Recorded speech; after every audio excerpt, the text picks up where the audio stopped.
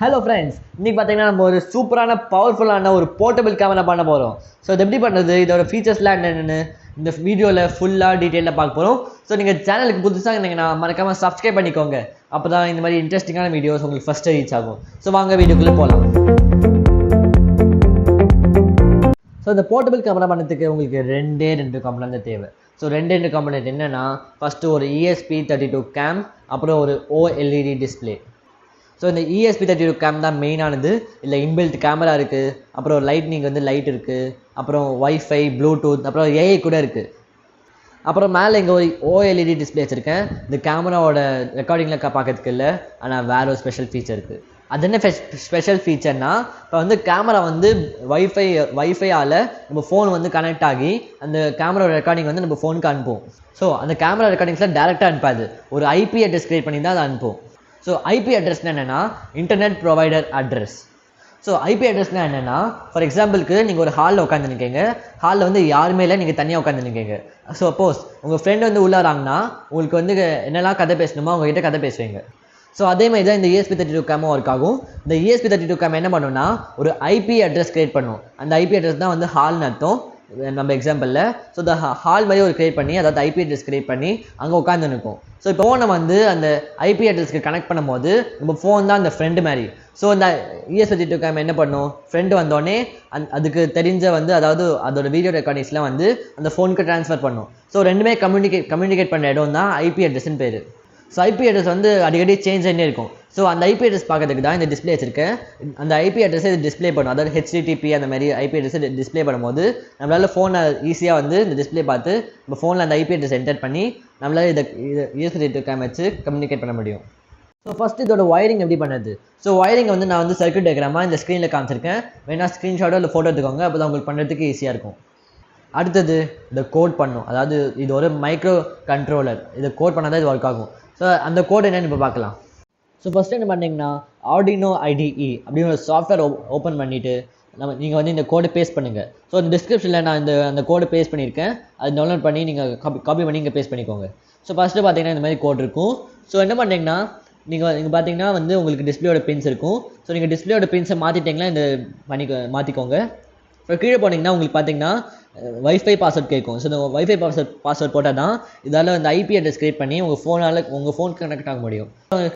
மிச்சம்லாம் இது பண்ண தேவையில்லை. அப்புறம் என்ன பண்ணுறீங்கன்னா, போர்ட் கான்ஃபிகர் அப்படின்னு இருக்குல்ல, அதை கிளிக் பண்ணிக்கோங்க.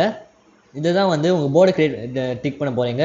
ஸோ உங்களுக்கு எந்த மாதிரி ஒரு மாடலான ESP32 கேம்னு உங்களுக்கு டிக் பண்ணிக்கோங்க.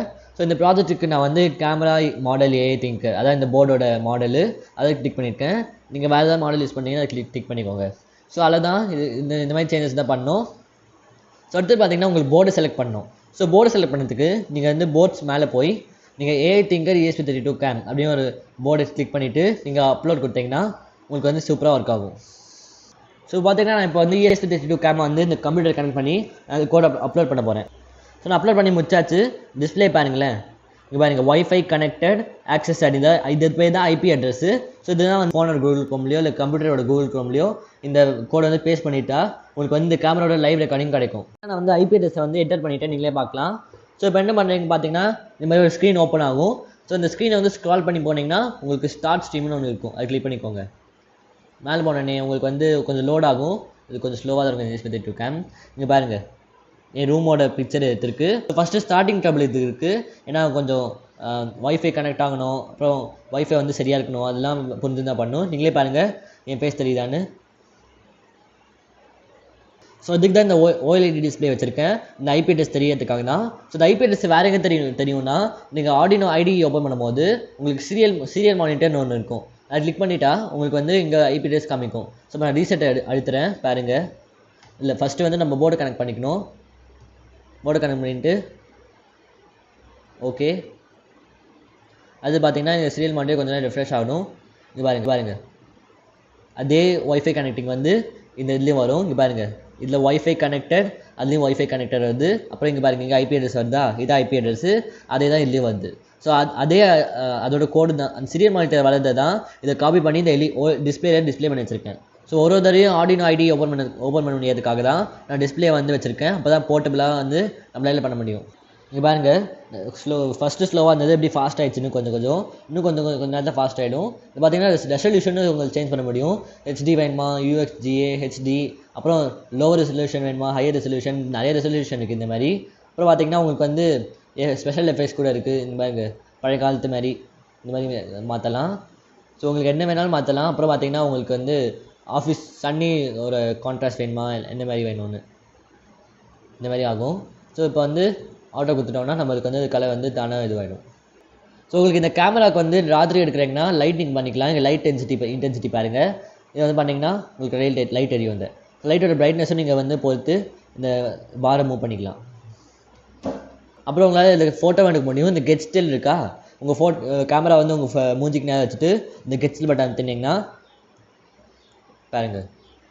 ஸோ இது பார்த்தீங்கன்னா நிறையவே ஃபீச்சர்ஸ் இருக்குது, நீங்களே பார்க்க முடியும். ஸோ வச்சு நீங்கள் போர்ட்டபிள் கேமரா, செக்யூரிட்டி கேமரா கூட பண்ணிக்கலாம், இல்லை விளையாட்டு பொருளாக வச்சுக்கலாம்.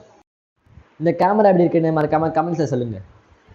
ஸோ இந்த வீடியோ வந்து உங்களுக்கு ரொம்ப யூஸ்ஃபுல்லாக இருக்கும்னு நம்புறேன். அப்படியே மறக்காமல் சப்ஸ்கிரைப் பண்ணி லைக் பண்ணிக்கோங்க. அப்போ தான் இந்த மாதிரி இன்ட்ரெஸ்டிங்கான கூலான வீடியோஸ் உங்களுக்கு ஃபஸ்ட்டு ரீச் ஆகும். அடுத்த வீடியோவில் சந்திக்கலாம்.